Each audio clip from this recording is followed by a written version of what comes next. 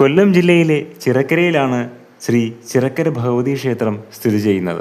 തിരുവനന്തപുരം ഭാഗത്തു നിന്നും വരുന്നവർക്ക് പാരിപ്പള്ളി വഴിയും ആലപ്പുഴ ഭാഗത്തു നിന്നും വരുന്നവർക്ക് കല്ലുവാതുക്കൽ വഴിയും ഈ ക്ഷേത്രത്തിൽ എത്തിച്ചേരാവുന്നതാണ്. വിശാലമായ ക്ഷേത്രവളപ്പിൽ 2 ശ്രീകോവിലുകൾ സ്ഥിതി ചെയ്യുന്നു. മേലൂട്ടും കീഴൂട്ടും. മേലൂട്ട് ഭഗവതിയാണ് പ്രതിഷ്ഠ, കീഴൂട്ട് യോഗീശ്വരനും.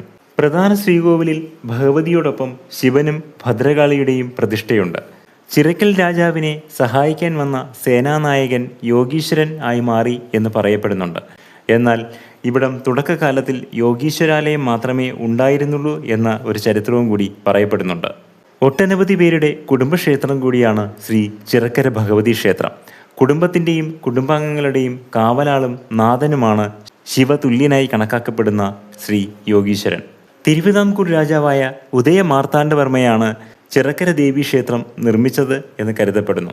പുരാതന ശ്രീകോവിൽ അറയ്ക്കുള്ളിലാണ് സ്ഥിതി ചെയ്യുന്നത്. 14-ാം നൂറ്റാണ്ടിലെ ഉണ്ണിനീലി സന്ദേശത്തിൽ ഈ ക്ഷേത്രത്തെക്കുറിച്ച് പരാമർശനമുണ്ട്. അതിൽ നിന്നും ശ്രീ ചിറക്കര ഭഗവതി ക്ഷേത്രത്തിൻ്റെ പൗരാണികത മനസ്സിലാക്കാവുന്നതാണ്. പ്രധാന പ്രതിഷ്ഠകൾ കൂടാതെ ഗണപതി, ബ്രഹ്മരക്ഷസ്, വീരഭദ്രൻ, നാഗദൈവങ്ങൾ, മാടൻ, മറുത, പേയ് എന്നിവയുടെയും പ്രതിഷ്ഠ ഇവിടെ കാണാവുന്നതാണ്.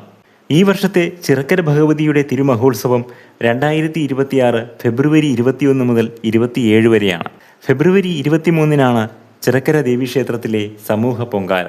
ചരിത്രപ്രസിദ്ധമായ ഉത്സവചന്ത ഫെബ്രുവരി 24-നാണ്.